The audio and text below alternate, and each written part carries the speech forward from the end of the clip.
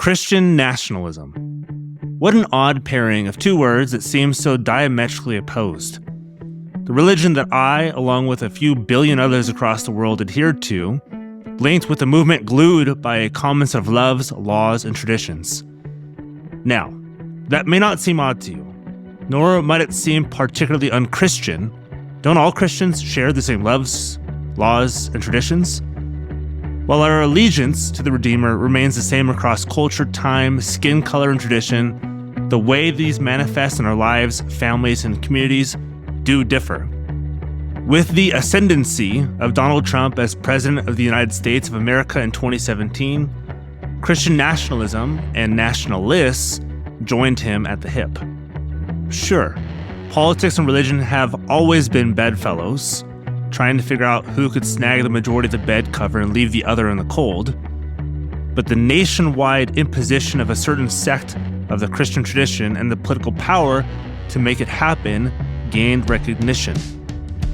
Presidential hopefuls would make known their religious bona fides, but that was more to assuage the public than to coerce them. So, when the nationalists of the Christian flavor signed at the bottom of the Trump ticket, many were left wondering, where did you come from? We'd always bickered about the relationship, but never thought the union of state and church would give birth to this. As far as I can tell, there are three groups dealing with these complex issues. One, those who, like me, had their head in the sand up until Trump, and Christian nationalism blindsided us. Two, those who love God and country, truly, and sort of assumed, hasn't this always been the case? We lost it and we need it back. And three, what we're seeing now is a response to a failed system. We need to scrap it and start it anew. So, what's the real story? Where did these ideas come from? Who are they associated with? How do they work on the ground? How have they morphed over the centuries to their present form today? Or better yet, is what we have today the natural result of centuries of political and religious thought, or is it something different? Where did all these nationalists come from? How has Christianity been co-opted or confused in political discourse? Who are the forebears of modern-day Christian nationalists, and how might this help us better understand where it's going? In order to grapple with these issues, we have to go back, way back, so that we can move forward. Welcome to episode 4, The Roots of Nationalism.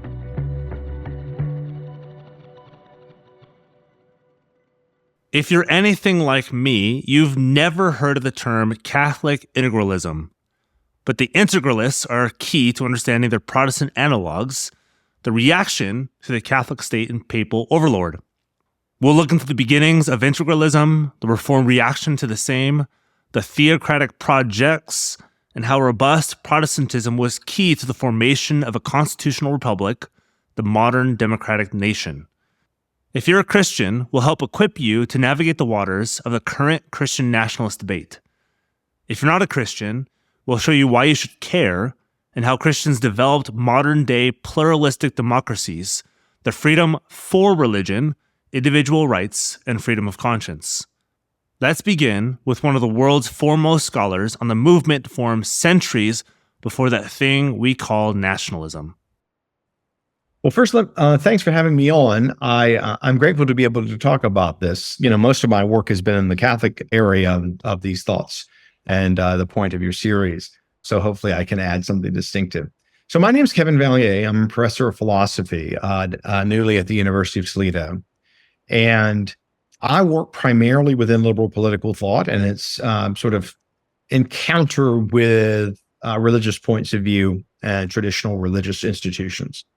So a lot of my earliest work, I got my PhD in 2011. My first book was called Liberal Politics and Public Faith, trying to advance a kind of limited government or classical liberal approach to religion and public life that was neither Christian nationalist or what have you, but also not kind of secular liberal.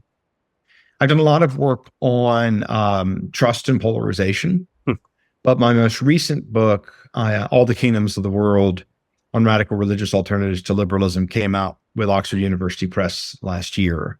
And the purpose of that book was to, as a kind of person who believes the broadly liberal political tradition, not liberalism as a kind of way of life, but more liberalism as a set of principles that how government should be structured in terms of constitutional democracy, the protection of constitutional rights through law, the free market and social safety nets, ideas that liberals kind of brought together in a kind of broader political philosophy.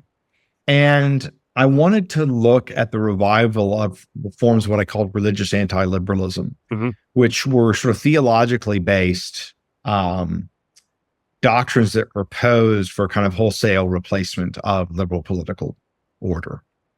And I looked across different religions, focused primarily on this doctrine of Catholic integralism that we'll talk about.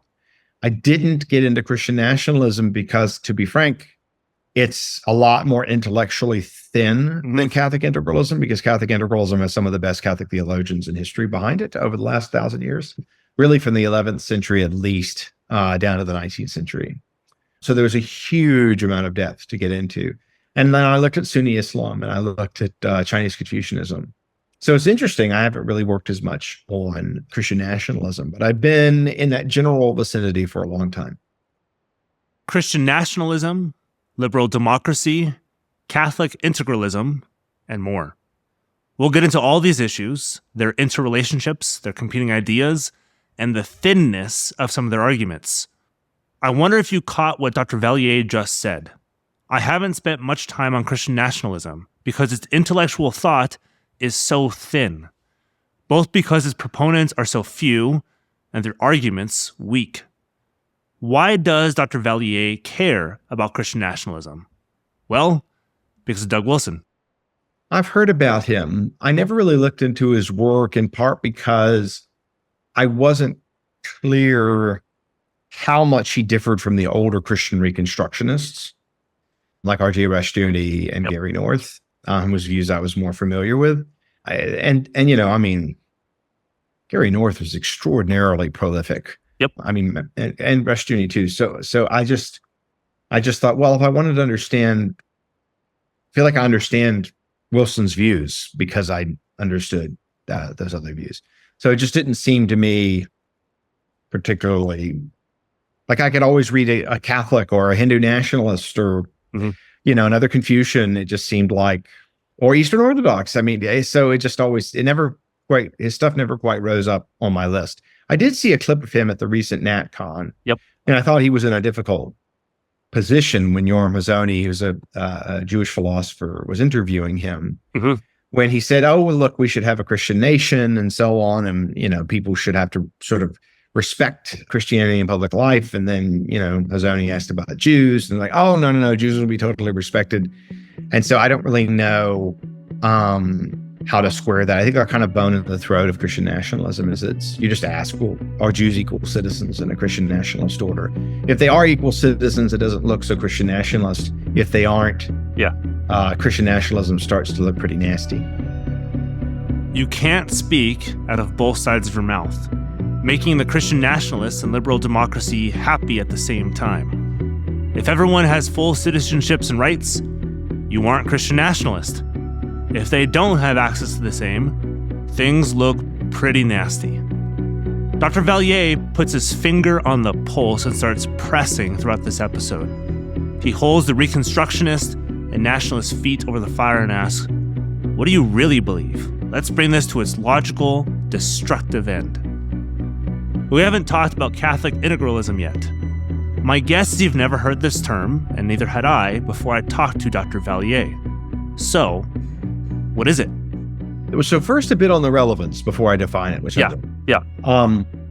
I see the Catholic integralists as having moved first and opening the door for Protestants to explore Christian nationalism more openly. So they kind of were the first people who kind of struck gold in terms of younger Christians being interested in kind of Christ-focused politics. And so even though they were small in number, their level of intellectual sophistication was high enough that I think their ideas started to spread, also their social media presence. And so I'm not sure there would be people calling themselves Christian nationalists today, unless there were people calling themselves Catholic integralists 10 years ago. I think that's just the direction of influence. Because it was the Catholics that struck on this first. Okay, so like that's why your listeners should care about this movement. Yep. So there are two principles that Christian nationalists, integralists, and I think most Christians can accept about political life, which is that political authority, originates in God, ultimately, even if it passes through the people. And we have sort of two principles, the first of which is that, God establishes the state to promote the common good of the human community, widely held, and that God establishes the church to preach the gospel and to minister to the baptized to promote their ultimate or eternal good. Yep. Right. So those are, very, very common beliefs. And of course, the Catholic version has a Catholic notion of the common good in terms of natural law and kind of socially conservative, maybe more economically left-leaning views. And of course, it has a very detailed and specific ecclesiologies in terms of what it thinks the church is. Yep. Okay. So Catholic integralism accepts those first two principles in their Catholic form. No big deal there. No problem there. Nothing unusual, nothing foreign. But in the High Middle Ages in particular, the idea of a full church-state separation was just not on their radar. They didn't even see the point of it because everyone was Catholic unless you were in the Byzantine Empire, and then the lines of division weren't as sharp as they are today, anywhere near as sharp. And it's also just seemed obvious that if the state is responsible for promoting the good, that the church should guide it because the church understands the eternal good and has authority over it. So the big question, really high in late Middle Ages and really even after the Reformation, was how are these two powers to be integrated? What is their relationship to be one another? Now, we know from scripture and tradition two things. One, God authorizes the state before he creates the church on earth. Yep. There's a direct divine authorization of the state. That is, its sovereignty is not derived from the church. Mm-hmm. And the reverse is also true. The church's authority does not derive from the state in any respect. It derives directly from God. So God has created these two powers to govern human beings. Okay, so we're not in weird territory. So how does the integration work? Well, it can't be that one has direct power over the other. So it can't be an Anglican relationship, for instance, a traditional, say, 16th century variety. Of course. Yep. And it can't be a pure theocracy either. So the church can't say, oh, well, look, people need to eat to go to mass, so we'll take over agricultural policy.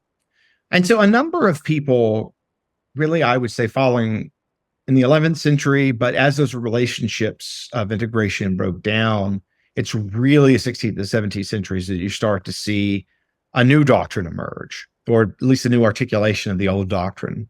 What was called by many theologians of that time the indirect power of the Pope. Yeah. So the Pope doesn't have direct power over the state and able to tell it what to do in general. But there are cases in which state policy can bear on spiritual policy, affect it, for instance, in terms of what communications it allows, what education it allows. And the thought was that owing to the church's nobler end of salvation rather than earthly flourishing, it could deputize the state to help advance its spiritual mission. Yep. Now, once you get into specifics, it's things like, so the church has its own law, the canon law, and it could say excommunicate people after they're tried and convicted of heresy. The integralist would say, well, look, in many cases, that can be backed up by state power. So, on the one hand, you excommunicate a heretic, and if they don't come around, then you can imprison them or maybe execute them. So, in essence, what makes integralism distinct is this third condition, that is the indirect sovereignty, the indirect spiritual sovereignty of this church over the state. It is indirect. This is not theocracy. It's sort of quasi-theocracy, but it is an integration of the church's law and the state's law to pursue the sort of whole human good. So that's what Catholic integralism is. That's what it means. There would be no Christian nationalism had Catholic integralism not risen up in the early centuries of the second millennium. Yes, there were seedlings in the first millennium, but it wasn't until power was centralized in the Pope until a little after the 13th century that integralism ruled the day. What's key here is a semi-distinction between the church and the state, but the integration of both.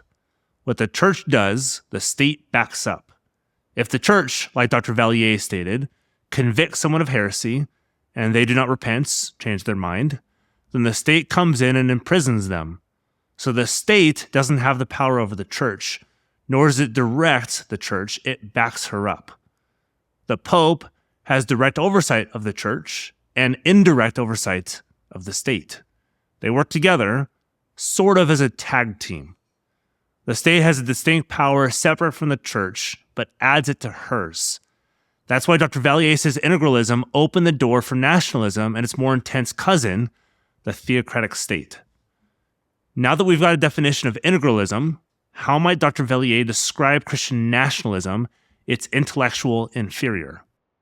I mean, most Catholic theologians are pretty, not universally, very opposed to integralism, but they tend to not mind a certain degree of religious establishment. So the idea, for instance, is clear, even in the most liberal Catholic documents, that while we shouldn't have a state that kind of imposes Catholicism, societies do have a duty to the true religion, and that involves, hopefully, some degree of recognition of the truth of the Catholic faith. Now, some of them are very left-wing economically, some are more market-friendly, but in general, they seem to think certain soft forms of establishment in principle are okay. And so, I mean, in this country, we consider any form of religious establishment shocking, but these are folks, they're from Quebec or Ireland or Spain or Italy, where there's a lot more establishment, and they just think it's pretty innocuous. So some of your listeners may think, oh, wow, it's Catholic Church so establishmentarian. Well, I mean, traditionally, yes, but this is true of many Protestant denominations. I mean, it's basically all the 13 colonies were Christian established Protestant churches. So, yeah, so in that respect, I see American Christian nationalism as sort of like trying to push back in that kind of general direction. But in the Catholic Church, there's not been the kind of hostility to establishment of any kind that you sometimes see in Protestantism. There's really no equivalent to, say, the Baptists, against state establishment. So the integralists opened the door, and the nationalists kicked it open and established it. Interestingly, the Catholics have less an animosity to any kind of religious establishment, even though they've never formally established one. The Protestants, however, kicked against the goads, if you will. This is especially true for the Baptists because of the autonomous nature of their churches, hence Southern Baptist Convention, not denomination. There are quasi-formal links between these churches, but they're at base autonomous churches. 9 of the original 13 American colonies had established churches, but none were uniform in how they set them up. There were Anglicans, Episcopalians, Congregationalists, and others comprised those original 9. Integralists didn't establish churches because the state came around and enforced what the church already did. So, modern-day nationalists find some of the roots in the American establishmentarians who walked through the door the integralists opened. We see how one led to the other, but what are some of their core differences? Here's Dr. Vallier. Yeah, well, where you don't have the Pope as head of the church, right? Correct. So Yep. The important thing about integralism, and the reason that many of the American integralists have had a conflicted relationship with national conservatism, is that integralism is not a nationalist doctrine.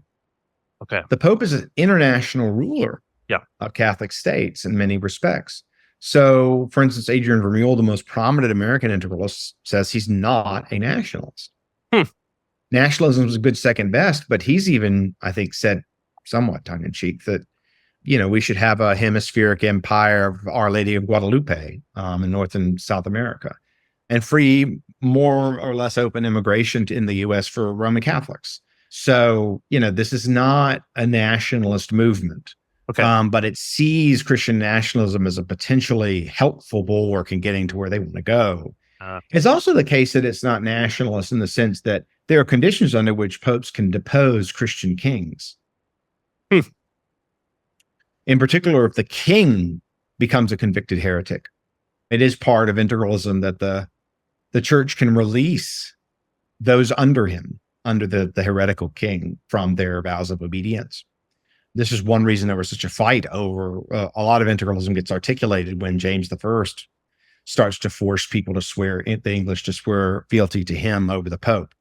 And some of the great Counter-Reformation theologians like Francisco Suarez criticized the allegiance in detail in the process, defend integralism. So it's not nationalist in those two respects. It's international in focus. Mm-hmm. And the Pope can depose kings, can depose nations. It's succinct. Integralism is international, while Christian nationalism is national. Seems obvious, right? In the integralist system, the church doesn't tell the state what to do, neither the state tell the church what to do. Individual magistrates, sort of a fancy word for ruler, have authority over their nation or state, but the Pope can hire and fire at will, to be a little anachronistic. Christian nationalism focuses on a group of people who share the same cultural proclivities, traditions, and laws. It is by nature not focused internationally. It is isolationist, insular, worried about itself and keeping others out. By nature, Catholic integralism is not nationalist. There is no establishment principle because of its international scope. That's one, if not the core difference between the two political methodologies. So what are the others? Dr. Vallier again. Protestantism is a different story. Yeah. If you decide, if you're baptized and you leave the church, there is weaker grounds, not no grounds, to force you to stay. And if you're going to ban heresy, then you've got to decide how widely you're going to do it. Yep. So one good question for any Christian nationalist is, what happens to Catholics? Yep. that's what everybody's been asking them. Yep.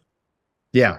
So, Christian nationalism, one of its dangers is breaking up the 50s to 80s coalition of Jews, Protestants, and Catholics, theological conservatives, that was able to be politically effective in advancing socially conservative ends.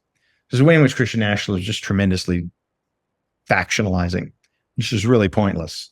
So yeah, you've just got to ask, okay, well, how do these folks fare? And if you look at the Al Mohler, Doug Wilson's interview, there's like, they go one direction when asked about things in general, and then go in another direction when they're asked about Jews specifically. Yep. And it's just precisely the internal tension that I saw. So they have to care about insiders and outsiders, right? Like they need some way to mark the distinction. And if they're primarily focused on coercing insiders to be better members, then I think that's wrong, but we can have more of a discussion. The difficulty is freedom of conscience. Now, the issue that comes up here is the implicit assumption that a heretic can't be non-culpably confused. Thought is that, well, if someone's a heretic, there has to be something corrupt in their judgment. And in that case, if they're culpable for their heresy, then punishment seems appropriate. All right. At the same time, I mean, like you could get a lot of oppressive Calvinism, for instance, on the European continent, but you get such an anti-authoritarian form of it in Scotland and England and the United States that it's just really hard to see why you would even be involved in coercing the baptized unless the heresy were danger to public order itself. Right. And unless the other religion was. But I mean, so in any case, they're Protestant national, they're going to have an insider-outsider distinction. And then you look at what they want to do to insiders. Okay. And then you will look at what they want to do to outsiders. The most coherent position is that you leave outsiders alone and you coerce the insiders. That's the Catholic integralist position. Yep. Not entirely, but it works that way. But for me, I don't think the Christian nationalists have grounds to impose anything that they don't think can be established by natural reason. Mm-hmm.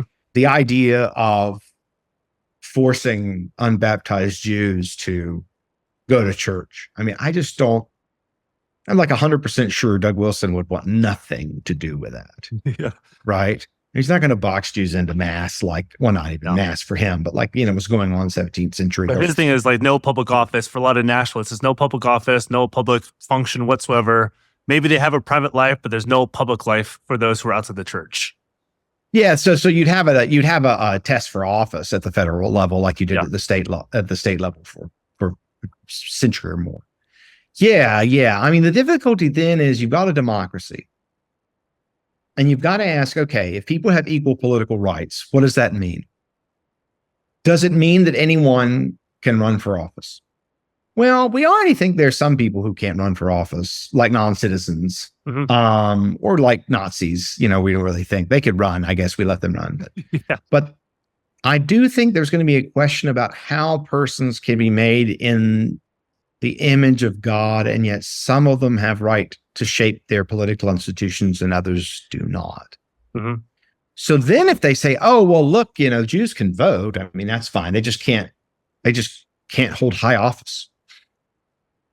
No, that starts to look like attention to me, right? Like you have political freedom because you need to be able to shape your institutions so that they better reflect your interests or protect your interests. But if you want to elect someone from your community that you think is effective at protecting your interests, nope, can't do that. So why? I mean, you ultimately have to say, well, because Christianity is true and Judaism is false. But if you think that's the basis for coercion, just whether who's correct and who's incorrect, that's going to justify far more coercion than people usually want to use.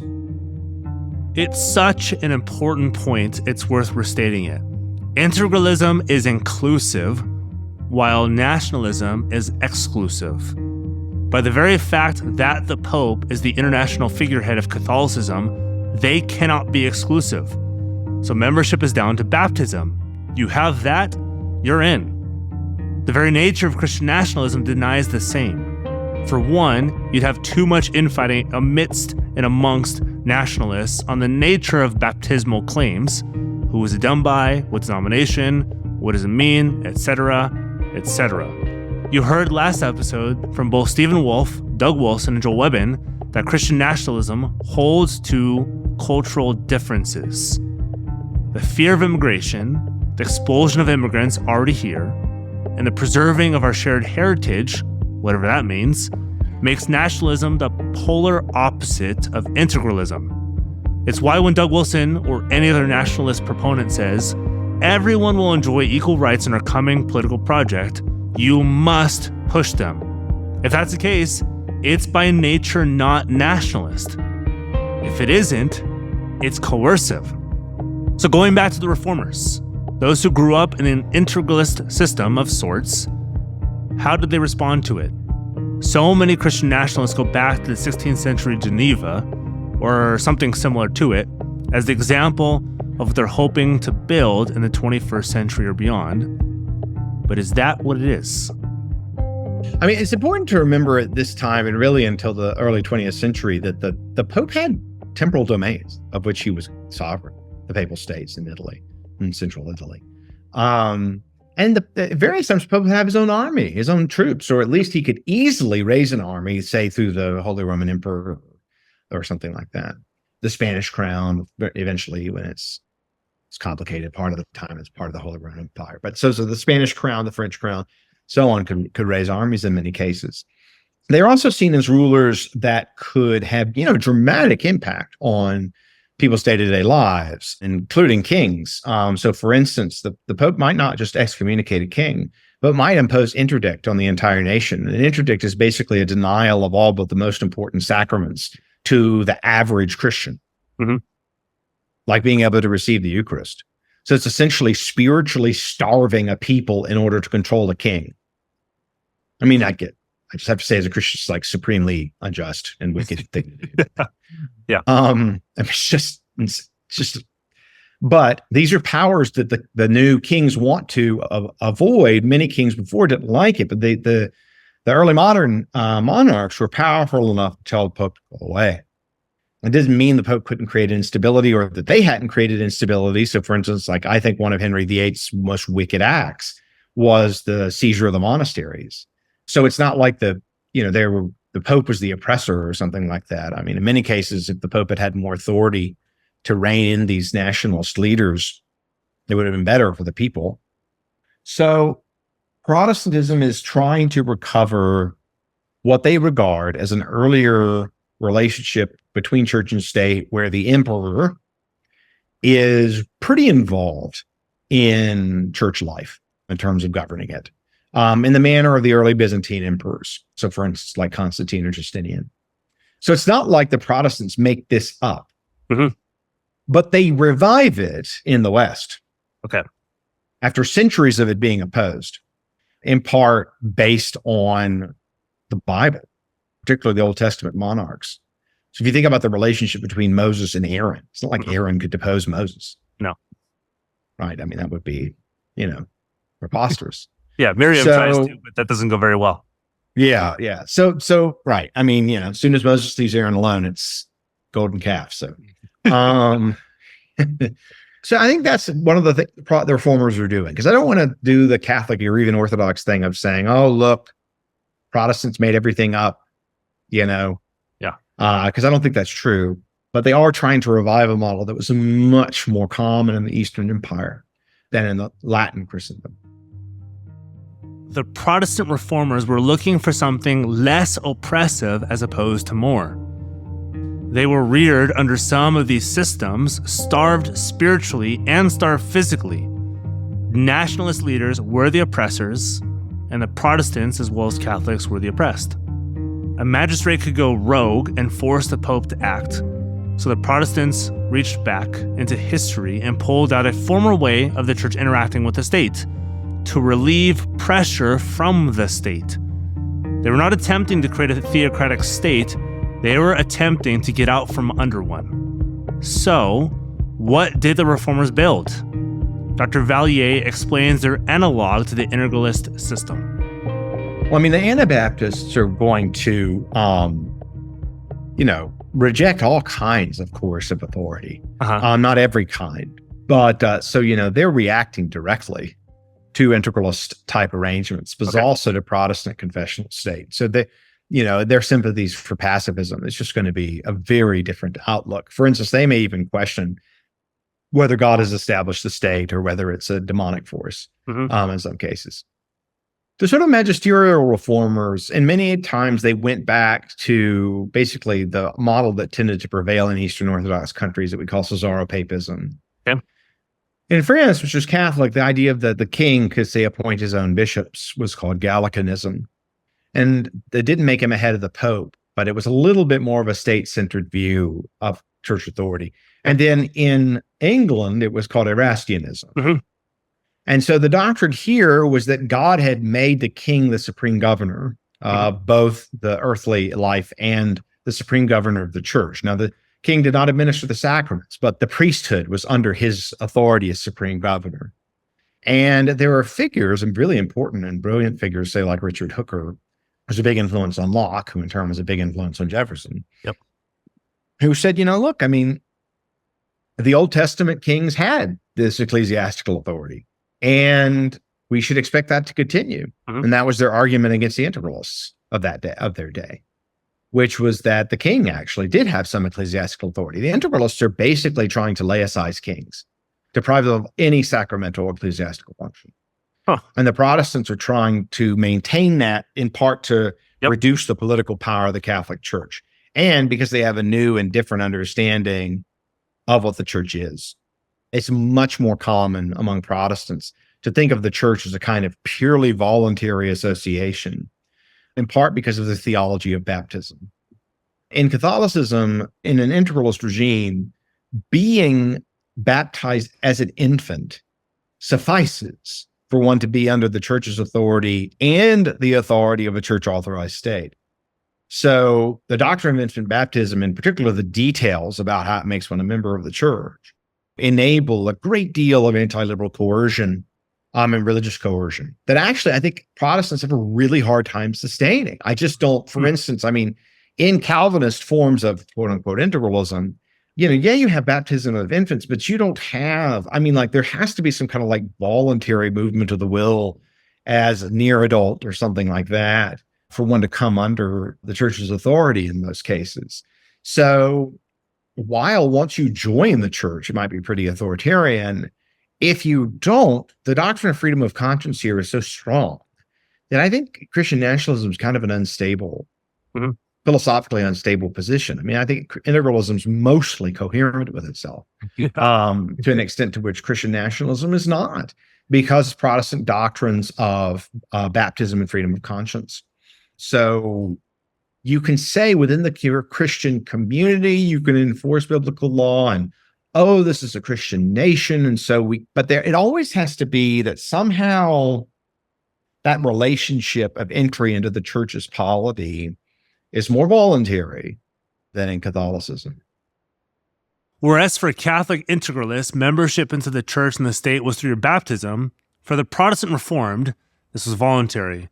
Baptism was not seen as your citizenship requirement because of how the state rallied behind the church's decisions, but your voluntary association with a certain church was crucial for the freedom of conscience Dr. Vallier described. Note how different that sounds from the modern-day Christian Nationalist project, wherein power is mentioned far more than freedom. Sure, you could say there's freedom for the Christian, but certainly not for the citizen. In many ways, the modern Christian nationalist is trying to borrow both from the Integralist and early Reformed projects.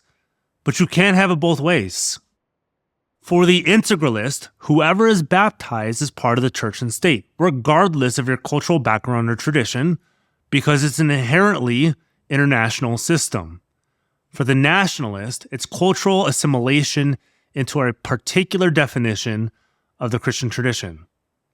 With the differences in front of us, and the shaky and intellectually dishonest grounds of Christian nationalism, let's talk to another scholar on the founders and what tradition they pulled from. Both integralism and nationalism were on offer, but what did they go with? Great. Well, thank you. I'm happy to be here. My name is Jerome Copulsky, and I'm a research fellow at the Berkley Center for Religion, Peace, and World Affairs at Georgetown University. And I've just written a book entitled American Heretics, Religious Adversaries of Liberal Order, which will be published by Yale University Press. Jerome Copulsky's interests intersect at America's founding, liberal democracy, and Christian Reconstructionism. His first book, American Heretics, is a perfect work for this section of the series. Copulsky looks seriously at the constitutional republic drafted by the founders and the various ways religious sects have sought to undermine it, replace it, battle it, or reject it. Sound familiar? I began by asking Dr. Copulsky about the original intent of the founding fathers. What did they set out to establish? How influenced were they by the Christian religion? Did they self-consciously set up a secular state without reference to religious, or did they leave the door open for interpretation? Let's continue with Jerome Copulsky. So what you've probably been discussing throughout these other conversations is the question of what was the founders' intent in the United, as far as the relationship of religion and politics, church and state in the United States. It's clear that the founders did not attempt to create a theocracy, did not create to recreate Calvin's Geneva or Puritan New England, nor did they set out to create a Catholic state.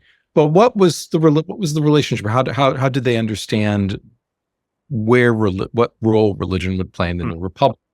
And the Christian nationalist story, or one of the Christian nationalist stories, is that the founders were pious Christians, that they did not intend to set up a Christian state where there was an established church, such as the one that pertained in England and Britain. But they didn't attempt to separate religion from politics. I see. Yep.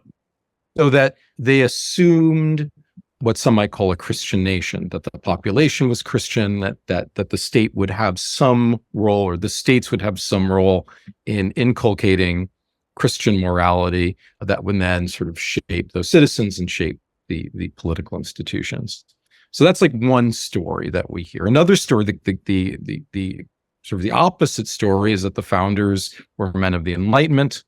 They were worried about the relationship of religion and politics. They wanted to sort of separate the church and from the state so much as possible, and that they instituted a regime of separation of church and state, which would really come to fruition in the 1950s. So they imagined a secular republic rather than a Christian one. One of the biggest objections to the original intent by the founders is, but didn't states have established churches? If the federal government didn't establish a certain church or impose one on the people, why did the states continue from where England left off? If you've followed the online discourse and possibly far-right political conversations, you've come up against these objections. Maybe you have them yourself. It's a fair question, because the states did have established churches, or at least they allowed them. It's a thorny issue if you're not aware of why the states had them, how it differed from the Church of England, and why those established churches eventually left the state. Not to mention, there are odds with the disestablishment principle of the federal government. But I'll let Jerome fill you in on more. Yeah, so if we go back to the colonial period right before the Revolutionary War, the colonies from sort of in the South, from Virginia, Maryland down south, so Virginia, Maryland, the Carolinas, Georgia, they all had establishments, and the establishments were the Church of England. Mm-hmm. New England, Massachusetts, Connecticut also had establishments. They were the standing order, the Congregationalist establishment. Mm-hmm. The Church of England was also established in 4 counties in New York, but everything else was kind of a free-for-all, right? So the most radical of the states was Rhode Island, which was founded by Roger Williams as kind of asylum for religious freedom. But there was many different churches and sects in places like Pennsylvania, New York, New Jersey, what have you, and during the Revolutionary War, it really the Church of England collapsed, right? You couldn't, right? There wasn't the Church of England no longer had standing in those places where it was established. In fact, one of the things that happens during the Revolutionary War and afterwards is the rebranding of the Church of England as the Protestant Episcopal Church of America. Right? You can't have a church. You're not going to have a Church of England in the United States of America, which is true. Right? So there was a kind of a rebranding that went on, and those establishments, which were, I should also say, kind of weak to begin with in the South. They complained that they lacked the fundamental thing that an established church should have, which was a bishop. The Church of England never saw fit to settle a bishop in the American colonies. They were all under the authority of the Bishop of London. So those establishments fade away. You still have the lingering Congregationalist establishments in New England, but over by the 1820s, 1830s, they collapse as well, right? So really the overarching sort of theological political energy is towards disestablishment or non-establishment.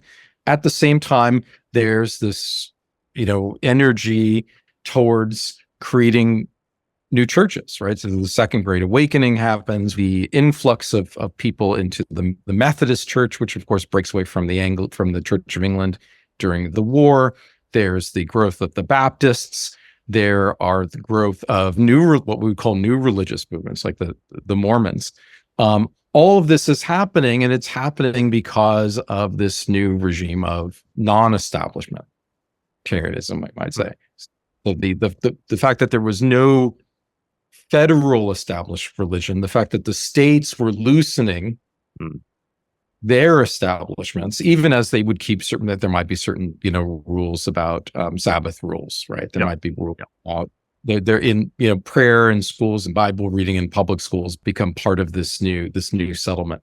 But the states no longer say in order to be a full citizen of Virginia, you need to be an Episcopalian. The question to ask is, why were the states so far behind the federal government? Why did it take between 40 to 50 years for the established church to die off? Why would the states continue what immigrants from England left? Most Christian nationalist pundits point to this stretch of time from the nation's founding to the disestablishment of the state churches, which weren't really, and the pressure from secular enlightenment and the remnants of the French Revolution as a fuel behind the fiery breakup between state and church. But it's not that simple. This is Jerome's wheelhouse. Let's hear from him. Yeah, and we can go back and you can look at, already in Virginia, with Madison, James Madison, and Thomas Jefferson's idea of religious liberty, the idea that the state doesn't tell you what church you should belong to, and the state doesn't tax you and take your taxes and give it to any particular church or minister or what have you. Mm-hmm. And this becomes part of the kind of the new spirit of the nation, right? And it's not necessarily secular. It's not necessarily anti-religious. It is anti-establishment. And it allows for a kind of free market and essentially endorses a free market of religion. Now, one of the things I'll say is that the national conservatives, the post-liberals, the Christian nationalists when it comes down to it, probably don't like this idea of a free market of religion, because they all want to have a monopoly, right? They think that they belong to the true religion. They think that true religion is the only religion that the state should endorse. But the history of the United States has been a history of a kind of free market of religion, for good or for bad. And the energy, the religious energies that were unleashed by that, whether they're channeled into the direction of sort of these new denominations that were emerging, or the denominations splitting from denominations, or new religious movements and traditions that are emerging, or whether or not they allow for immigrants to come to the United States, plant and transform their own traditions here, right? That is central to the American story. That's central to the history of religion in America. And that is something that I think the discourse is often, and you tell me what you've heard in this conversation.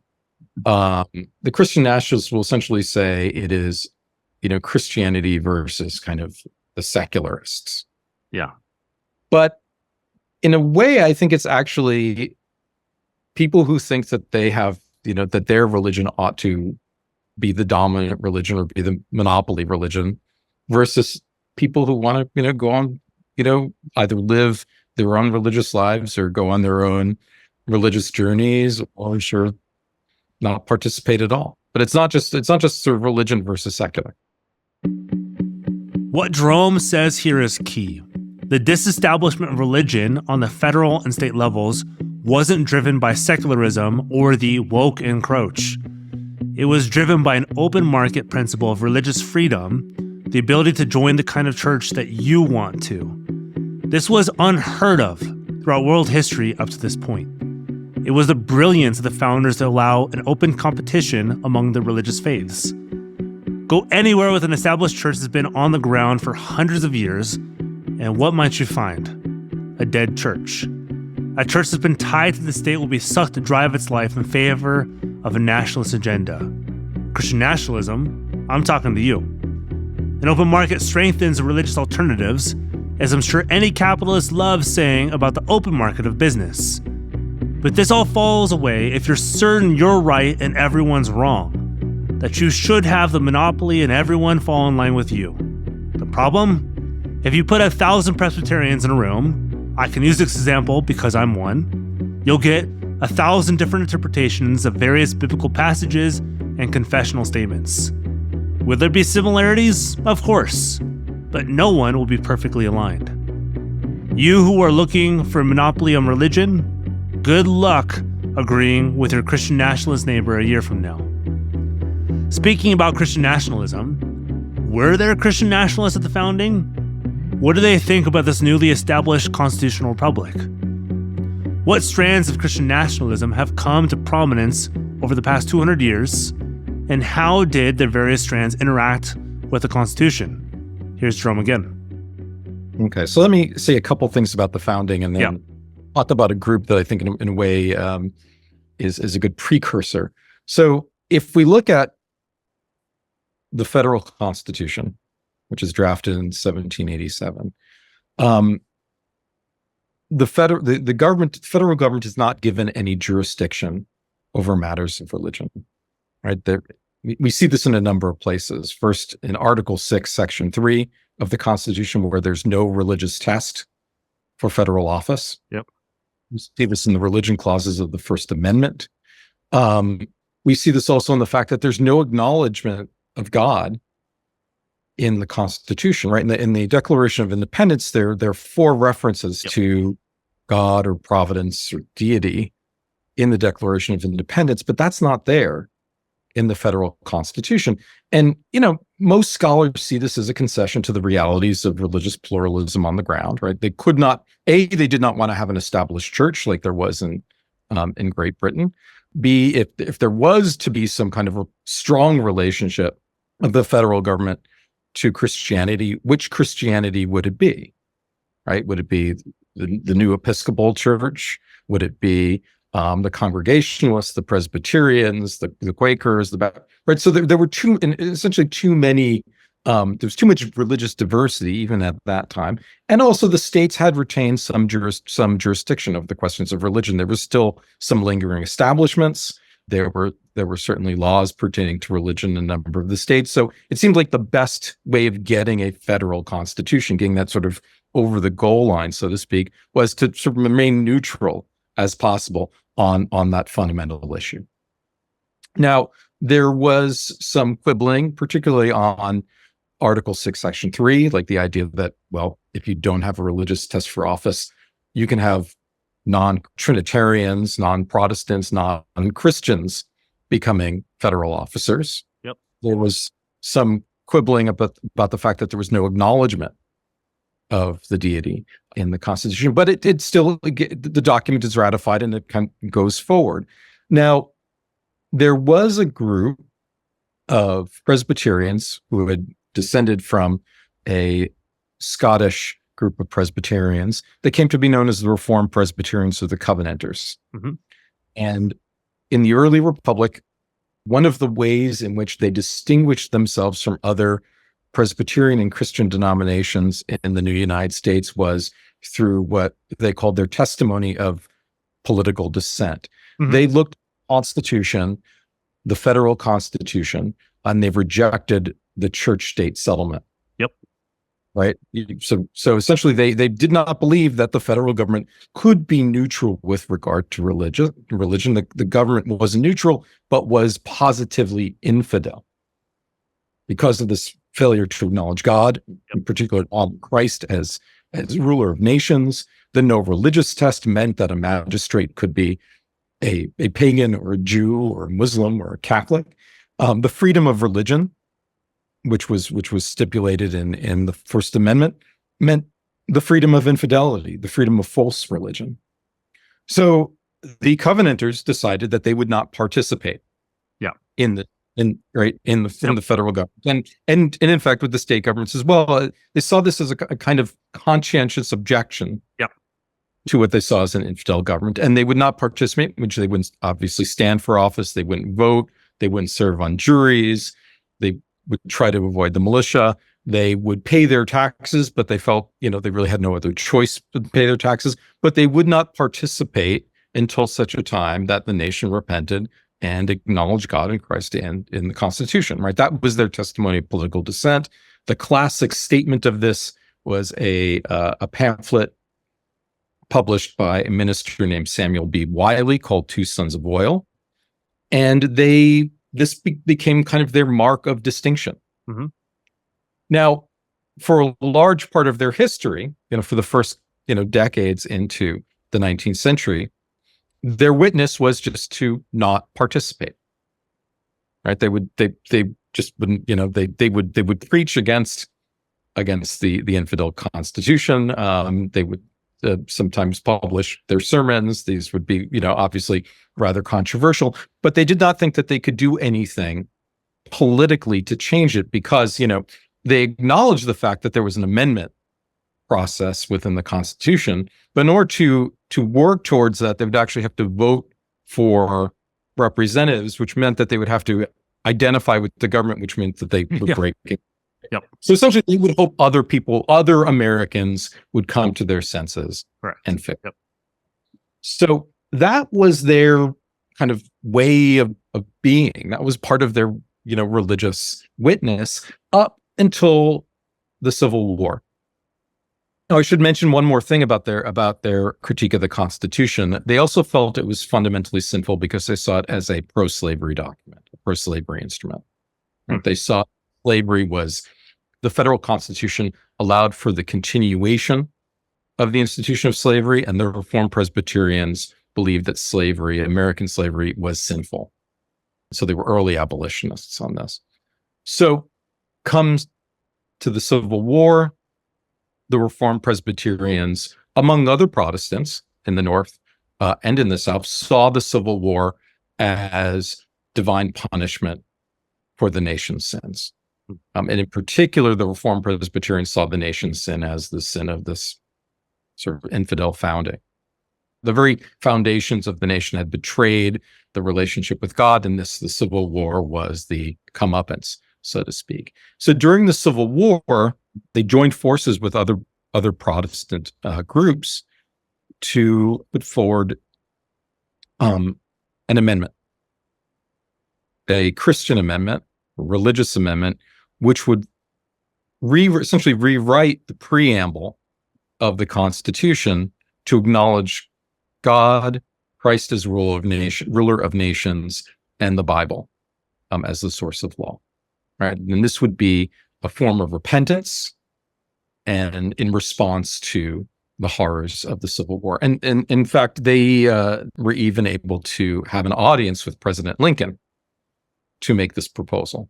And they lobbied Congress so that the Constitution would be altered in this fashion. I should also mention at this point that the Southerners, one of the Confederate states, came together to draft their new Constitution. They did acknowledge God in its preamble, but they also acknowledged the institution of slavery and the ownership of human beings. So there were Christians on both sides who looked at the Constitution and saw the failure to acknowledge God as a flaw that needed to be corrected, and in fact the flaw that had created a polity that created a society that had led to the conflagration of the Civil War. So I mentioned this group after the Civil War in the 1870s. They continued this project of pushing for a religious amendment. So there was a huge petition campaign that was launched throughout the United States that was headed by the vanguard were the Reformed Presbyterians, who, remember, aren't even voting. Mm-hmm. Right. So this was a kind of political participation that they believed that they could have leading this religious amendment movement, but also bringing into this movement other conservative Protestant groups who now were arguing not for the need of this amendment as a form of repentance, but as a way to protect America and America's fundamentally Christian character and institutions from Catholics, Jews, secularists, Mormons, and so on. So it becomes a conservative nativist movement in the 1870s.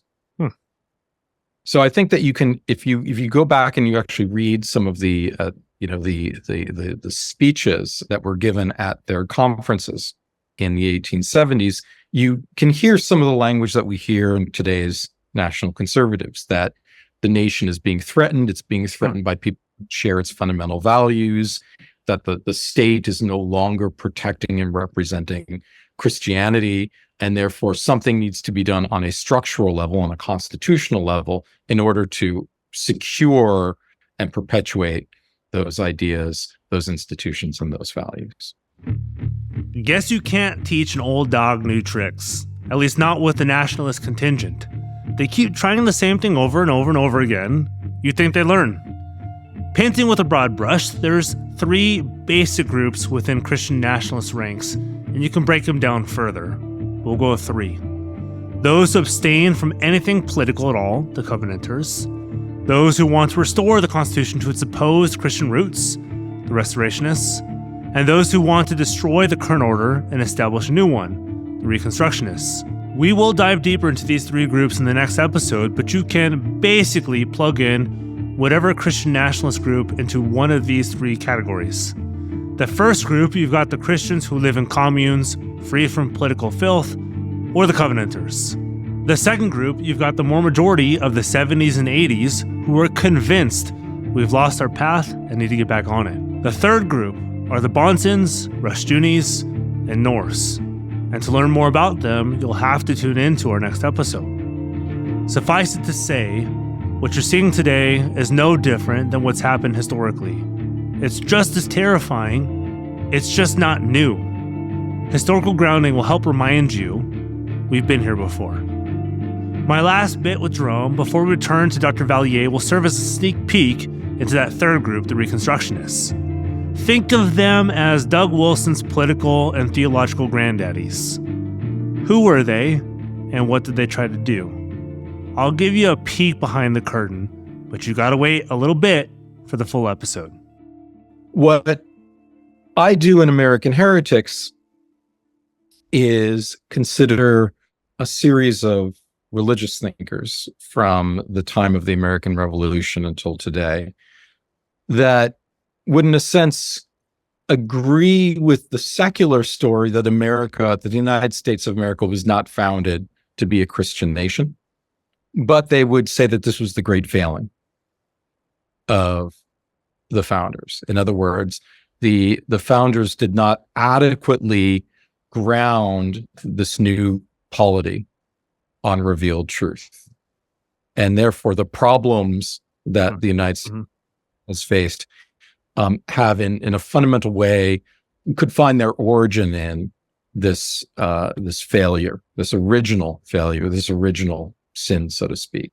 And so I trace a history beginning with Church of England loyalists during the time of the American Revolution up through contemporary post-liberals and national conservatives who share this critique that the United States was not adequately founded, although their understanding of the failure is often quite different. Their understanding of what a truly Christian state, of what the right sort of relationship of religious institutions and religious authority to political institutions and political authority may be very different, right? The loyalists of the Church of England had a very different idea of what that should look like than, say, contemporary post-liberal Catholics.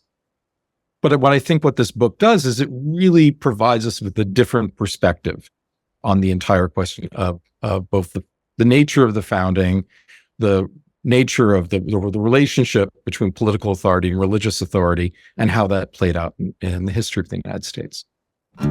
So there was an influence from the Christian tradition, but it's because of that tradition that the founders founded a nation that was open to all, that they might enjoy the benefits available to them. Again, this was not uniformly applied to all peoples, and that was a failure of the founders' project and the founders themselves, but the Christian tradition demands it. These groups have always existed. They've tried the same tactics, and they've always failed. So we can learn from their attempts throughout American history and apply the same principles Jerome has lined out in this episode and his book, American Heretics. Let's go back to Dr. Vallier for some help on how exactly the Christian tradition both prepared and pressured the American Republic to establish a democracy, not a religion. This is a pretty complicated question. So to some extent, the internationalism and the structure of the state's authority are somewhat orthogonal, right? So you could be a monarchist and internationalist, you could be a Democrat or internationalist, or whatever.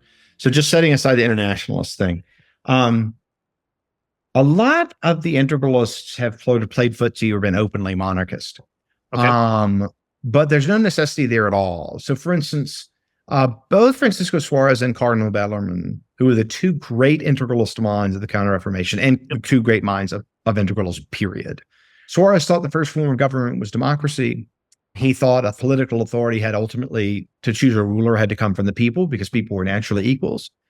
Bellarmine thought that God gave political authority to the people as a whole because God is impartial. And he's not going to give more political power to one person over another person. And I think those commitments push in the direction of democracy. And so I think you could have a constitutionally limited democracy where, say, the church would be able to direct the legislature to impose certain kinds of enforcement of natural law. And, they could veto, would have to have some kind of blessing from them for prime minister, much like you do as a formality with the British monarch. Yep, totally. Yep. Because ultimately, Christianity's doctrine of equality of persons you really have to go to divine right of kings. But then I think there's just a whole bunch of problems that actually came up, which is like, okay, so as you have a succession crisis, who has God appointed to win? Okay, well, we've been there. and had many European civil wars over succession crises, especially before a lot of the states consolidated. So, who has the authority of God? Moreover, what are they authorized to do? God didn't seem to be very specific about that. And so we don't know who God's appointed or what powers God's given them. There are ways to try to work through those problems. But if you think persons have equal dignity, then they could start to answer those questions. Oh, who should rule? Oh, who the majority chooses. What are their powers? Well, we put those in the Constitution.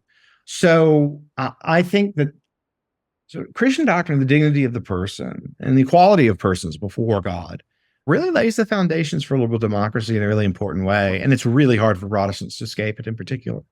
Protestantism is so deeply rooted in the equality of persons. Yep. This is why so many of the colonies were democracies, right? I mean, or at least to some extent democratic. I mean, these folks, if they're talking about monarchy, so they would have centralized Massachusetts Bay Colony, like the Massachusetts Bay Colony should have had a king.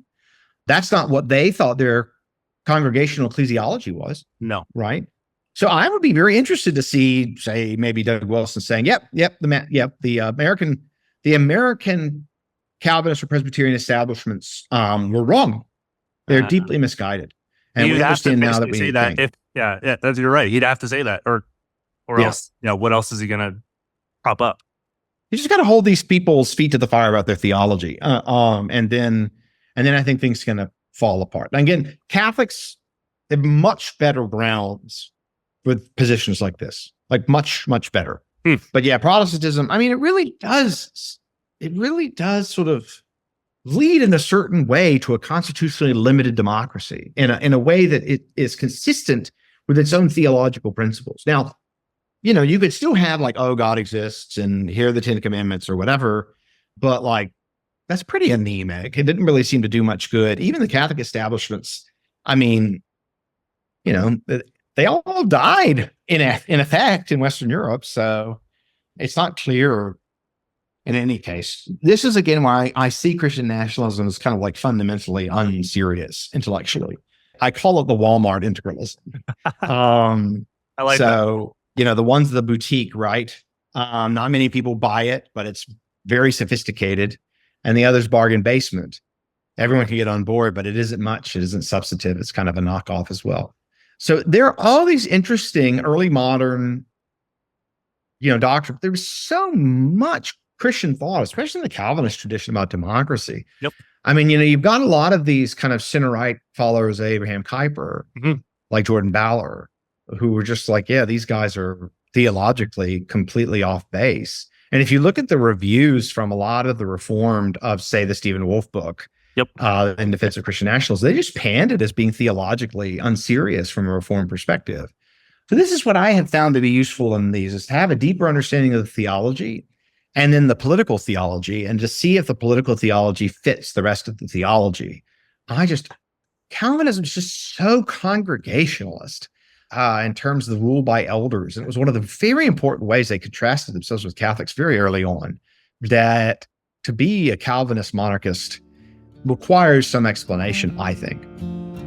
Protestantism and the Christian scriptures necessitate a democratic republic. Why? Because of the inherent equality of all people, the image of God reflected in each and every individual, whether Christian or non-Christian. A nationalist paradigm and an integralist buck against this in different ways. The nationalist system does not respect the equality of persons that Protestantism upholds. If all people are equal, and the image of God transcends all cultural, political, and economic backgrounds, what right does the government have to preserve a common heritage among the people group? The integralist system effectively denies the freedom of conscience, because belonging to the church and state is no longer a voluntary association, but one imposed upon you. Hopefully by now, you can tell just how different America's founding is from that of a nationalist or integralist system. Let's drill down even further and listen to Dr. Vallier as he describes the political and theological problems with nationalism as a political paradigm. So again, I'm just trying to establish like this Christian nationalism stuff. I mean, whatever you think about it, it does have historical precedent. The problem is that the fundamental structure and relationships among human persons and institutions is so different than it was in those societies that what Christian nationalism would mean for our lives today would be very different than what it meant before. One big issue is that our societies are staggeringly larger. True. Geographically and in terms of population. If you've got a little tiny city-state that's oppressive, you can leave. You know? And even if you can't travel very far, and even though people didn't really do that, now that most people are literate and education is sort of highly prized, the ability to kind of tamp down on disagreements, which just come to humans naturally, is far more limited.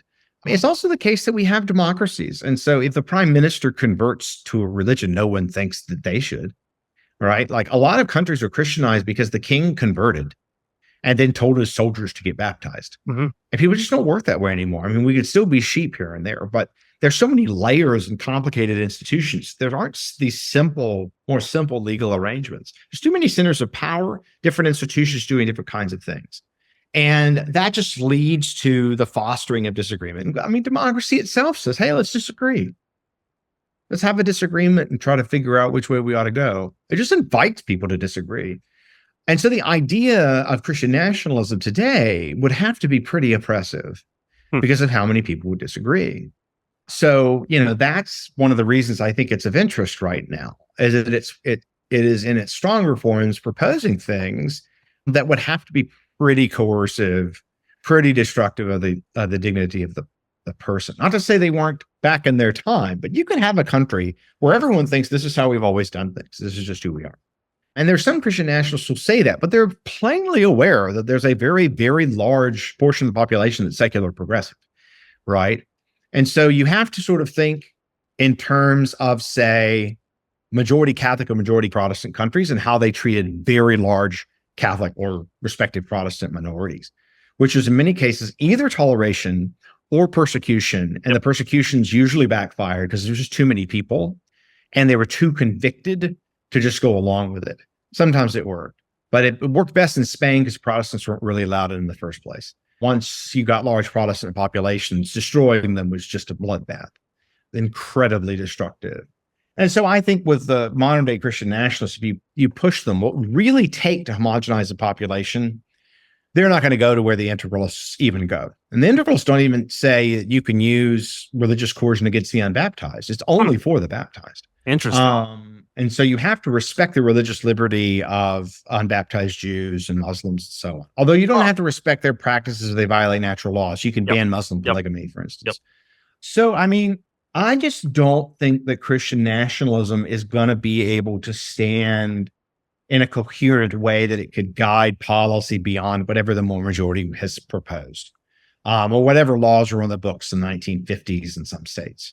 It's mostly saber rattling, but there's not what I see any really deep theological attempt to say, okay, here's how we have a Protestant society given the level of pluralism there is in the United States.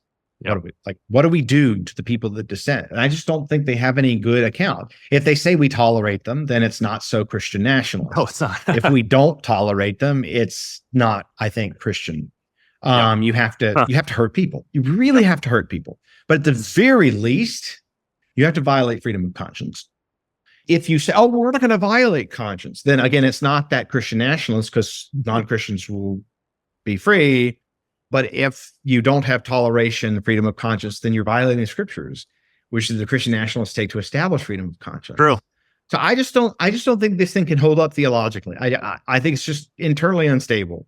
And the Catholic doctrine is more interesting because it is harder to show there's an internal incoherence. But that's my primary critique of it, is I give 3 internal arguments that by its own light, it can't work. And that takes me about 100 pages to establish, but I think I could establish the internal incoherence of, Christian nationalism intended to.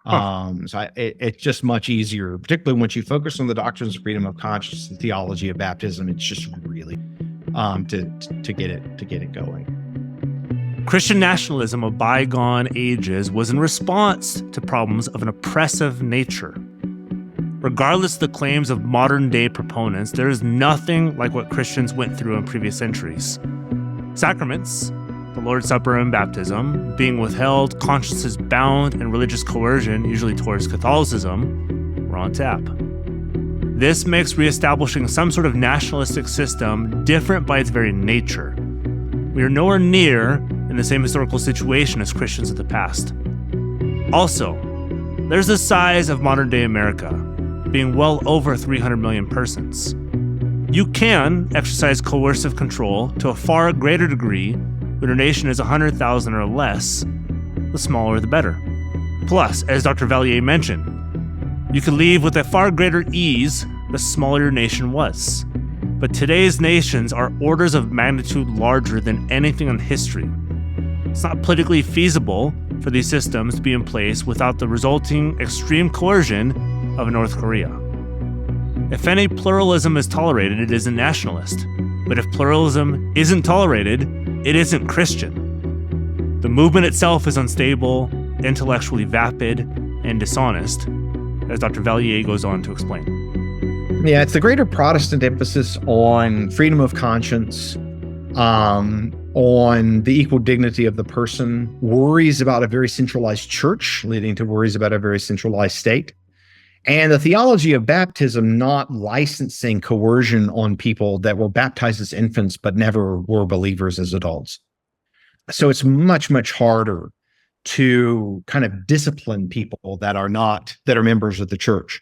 They may never have joined if they knew they were going to be disciplined, right? Baptism does not automatically make one subject to legal penalties within the church. The church directs the state to enforce.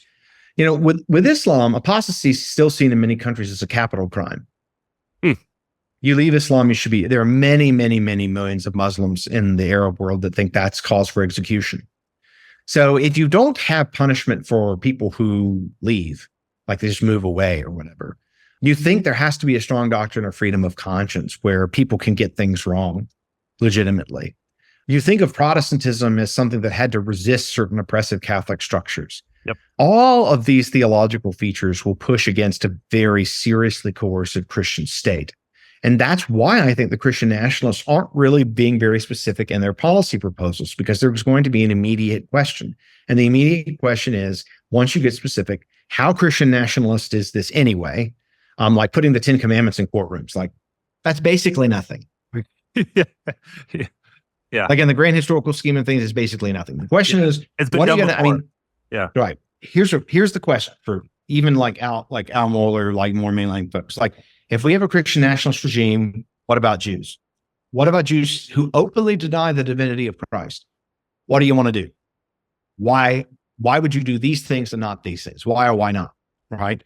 And if they can give you a principled answer to that, I'll be surprised, because they want religious homogeneity, but they want to leave Jews completely alone. And that raises the question of, well, why not leave others completely alone? Like atheists and Muslims. So, you know, those are kind of a grab bag of all the different difficulties. But the key is to look at the distinctiveness of Protestant political thought as it derives from Protestant theologies. And then I think it'll become clear that Christian nationalism's intellectually unstable. Dr. Vallier holds the nationalist's feet over the fire of consistency. If you're a Christian nationalist, you must be coercive. That is the very nature of the nationalist project. But to be a Christian politically is to uphold the dignity of all human beings because of the inherent image of God in all people. You can only deny access, barring someone with sinister criminal motives, on the basis of dissimilarity culturally, not on the basis of the dignity of the human being. It's why you must push someone who holds to some form of Christian nationalism to their logical and extreme end. Would someone who leaves the Christian faith be under some sort of civil discipline? Would apostasy be judged by the state? Do Jews or Muslims or Hindus or Buddhists or any number of religious or atheistic traditions enjoy the same legal benefits a Christian does? You cannot say yes if you hold to any form of Christian nationalism. As Dr. Hall laid out, there is a difference between enjoying the fruits of the Christian tradition and Christian political theory and a Christian nationalist system. They are not the same. One gives freedom and the other takes it. So Christian nationalism is not Christian. So, what is it? The underlying unity of these doctrines is that they mostly are revived in the late 20th century as a way to oppose sort of hegemony of liberal democratic order. They especially get going as liberal democracy is spreading. Islam's the first here to move. But by the time you're getting towards the end of the Cold War, in the 80s and the 90s, a lot of these doctrines have been sort of dormant or not as influential, and then they just kind of spring back into action. So Hindu nationalism had been around for 80, 90 years, but then it, by the 2000s, it was starting to take off. The Chinese Confucian stuff was taken off until Xi started putting it down around 5-6 years ago. Looks like he was going to let a lot of it out. And Sunni Islamic, I mean, that's going to be central because, you're looking at organizations like ISIS and you're saying, okay, what is their theology? Like, what are they thinking? That's the most anti-liberal movement that we have seen outside of Chinese. And so look, what are the theorists of these groups and what are their best theorists, their most sensible theorists saying on their behalf? And they all arise, I think, because first, the 20th century just killed a ton of religious people. And it was the first century with globalized, secularizing movements. So they're secularizing in the 19th century, but they weren't everywhere. They were really limited to Western Europe. And I think that kind of led people to think the silencing of the great religions, the silencing of their voices, massive martyrdom and oppression in the name of usually socialism of some form, typically Marxism, made us think that we had entered a new, less religious period. And I think we're just seeing a regression to the spiritual mean of the human race, where people will just expect spiritual values to be expressed in politics as they did for thousands upon thousands of years. And so I wanted to look at the global revival of these doctrines. Catholic integralism being one of the least influential. Hindu nationalism I couldn't quite write on because there's enough doctrines of toleration and democracy in historic Hinduism that it's harder to Hinduism is maybe the religion where it's kind of hardest to get the really nasty coercive stuff. So I didn't end up writing about it. I could have written on Shia Islam, but it was more centralized than Sunni Islam, so it's a little bit more like integralism. Sunni Islam is very congregationalist in its way. So Confucianism is the most anti-democratic, hands down. It's all meritocracy from top to bottom.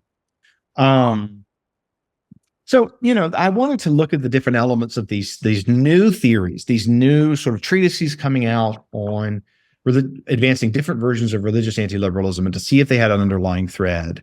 And another underlying thread is their opposition, not even so much to just democracy, but to sort of the culture of individual rights that they think is produced, and the claim that the liberal state is somehow fairer or more neutral to differing points of view than their religious anti-liberal doctrines would be. So, yeah, and I'm sure as people are listening to what you're saying and describing these different political ideologies and theological undergirdings, there are quite a few similarities, whether strong or weak, to kind of the modern day project of Christian nationalism.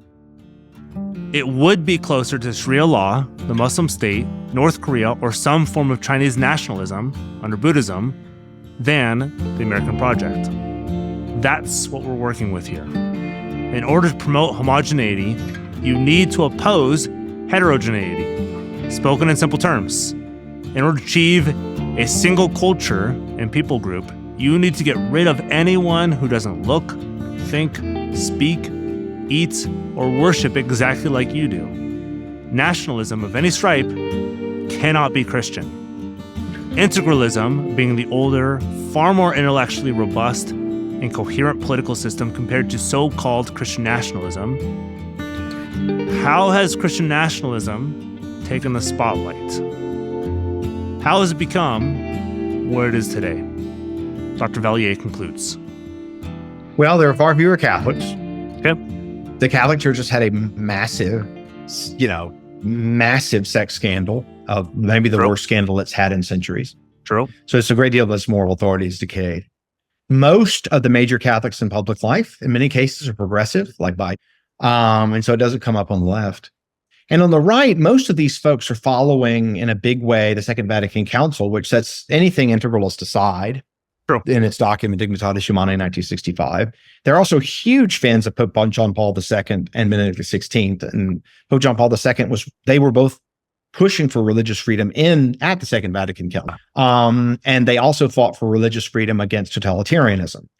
Benedict was also an intellectual critic of the confessional state, so the Catholic state, even though he was what we would ordinarily call liberal. No. And Francis, of course, I mean, I mentioned briefly, he said in a private audience that integralism was a plague. And since so many of the bishops have been appointed by those three men, and the Catholic Church has 5,600 bishops, not one of them is openly integralist. So those are the reasons it hasn't spread. Also, I mean, just for it to take root in American soil in terms of, liberalism and democracy being so closely rooted, the main potential influence of these focuses among Catholic intellectuals on the right and what kinds of laws and policies they support. So, we'll look at the difference between, say, a Catholic Joe Biden vice president and a Catholic J.D. Vance vice president. J.D. Vance is probably the closest thing to integralist among congressional GOP. I would describe him as a Catholic, but I don't think he's an integralist. He may think, well, maybe it's the right regime in some very world, but he has headlined conferences. He did headline a conference with the integralists with Adrian Vermeule back when he was running for Senate in 2022 at Steubenville. It's called Restoring a Nation. Anyone can look it up. So what the heck's he's not getting money in Steubenville. It's not getting, I mean, Vance has been a lot, different sort of these new radical factions on the right. So I don't think he's been particularly just doing integralist stuff, but, all the same. So it is something to keep thinking about, because I do think Catholic, especially if Trump wins, the interest in post-liberalism among Catholics and Protestants will because these events really do affect whose ideas get on top. So there wouldn't be any mass integralist movement at all if Trump hadn't been elected. I mean, there would have been about 20 people in a Slack chat talking about stuff. It was Trump that made it possible, because many of the integralists decided to get political when Trump was elected, precisely because they thought they could be more successful. So, we'll see. I mean, 2024 is going to be a pivotal year for American liberal democracy. So. Donald J. Trump. That's the key to the nationalist and integralist projects. They saw their end. They walked through the door opened all those centuries ago, the exclusionistic and heritage American rhetoric, and beamed with success. An online community latched their wagon to Trump 2016, 2020, 2024, and whatever comes next. Because this movement is far from over, a society which is pluralistic, culturally heterogeneous, and accepting of various faiths, traditions, and backgrounds, is the enemy which nationalism seeks victory over. It's been slowly growing, inching its way to cultural dominance.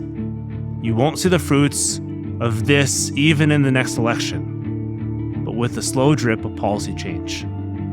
That's where modern-day Christian nationalism comes from. Those are its roots.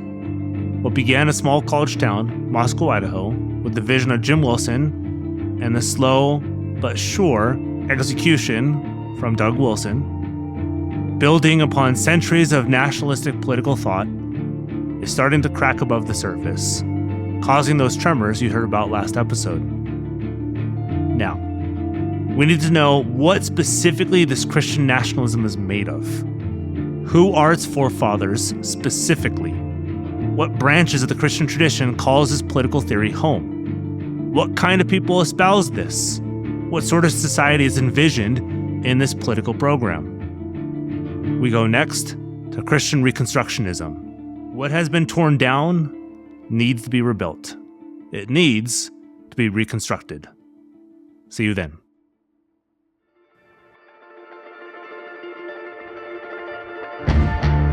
Sons of Patriarchy is brought to you by the administrators of Examining Doug Wilson in Moscow in partnership with Peter Bell. It's written, produced, and edited by Peter Bell. Original music, sound design, and mixing by Aaron Feeney. This series wouldn't be possible without the dozens of abuse survivors whose bravery and vulnerability make it what it is. Every episode was sent to them before being published, and their feedback, edits, encouragement, and eventual approval make this what it is. May your voices be heard far and wide. Thank you.